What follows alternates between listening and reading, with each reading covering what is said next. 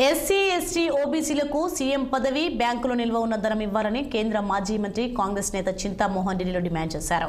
తెలుగు రాష్ట్రాల్లో ఒక్క బీసీ కూడా సీఎం ఎందుకు కాలేకపోయాడని ప్రశ్నించారు. బ్యాంకులో ఉన్న సంపద 2-3 వర్గాలకు మాత్రమే అందుతోందని ఆయన వివరించారు. ఏపీలో 75 సంవత్సరాల్లో 70 సంవత్సరాలు 2 సామాజిక వర్గాలే సీఎం పదవిని అనుభవించాయని చింతామోహన్ గుర్తు చేశారు. ఉద్యోగాల్లో కాదు రాజకీయ పదవుల్లో రిజర్వేషన్లు కావాలని ఆయన డిమాండ్ చేశారు. 2027లో జమిలీ ఎన్నికలు వస్తాయని ఆయన జోస్యం చెప్పారు.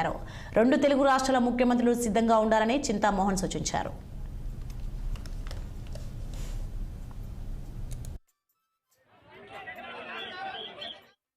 పాలిటీషియన్లకు వరంగా తయారైపోయి 40 సంవత్సరాల క్రితం నాదెళ్ల భాస్కర్ రావు అంజయ్య పునాది వేశారు పోలవరం.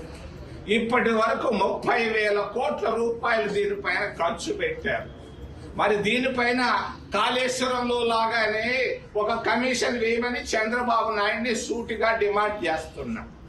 ఒక ముఖ్యమంత్రి పేరు చెప్పను 6,000 కోట్ల రూపాయలు సంపాదించాడు అవినీతిగా. దీనిపైన విచారణ జరిపించాలని చంద్రబాబు నాయుడిని మరి రాజధాని ఢిల్లీ నుంచి డిమాండ్ చేస్తున్నా. మరి ఉక్కు ఫ్యాక్టరీ ఇందిరాగాంధీ విశాఖ ఉక్కు ఆంధ్రుల హక్కు అని పోరాటం చేస్తే ఇందిరాగాంధీ వచ్చి పునాది రాయి వేసింది.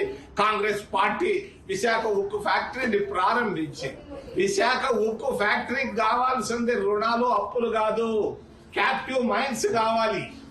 ఈ రోజు ఉన్నటువంటి బళ్ళార్లో ఉన్నటువంటి ఇనప ఖనిజంలో వాళ్ళకి ఇవ్వాలి, ఒక మైన్ ఇవ్వాలి. అంతేకాదు అక్కడ ఉన్నటువంటి జార్ఖండ్ లో ఉన్నటువంటి బొగ్గు గనులు ఇవ్వాలి.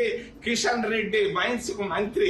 దీన్ని చేయవయా కిషన్ రెడ్డి, ఒట్టి మాటలు చెప్తుంటావు హైదరాబాద్ ఢిల్లీలో కూర్చొని. రావయ్యా 2 మైన్స్ ఇవ్వయా మరి మా ఉక్కు ఫ్యాక్టరీకి అని నేను డిమాండ్ చేస్తూ చివరిలో జమిలీ ఎలక్షన్స్. నేను రేవంత్ రెడ్డికి చెప్తున్నా, చంద్రబాబు నాయుడికి చెప్తున్నా, జమిలీ ఎలక్షన్లు వస్తున్నాయి. పోలవరం అనేది పాలిటిక్స్. మాజీ సీఎం కేసీఆర్ జన్మదినం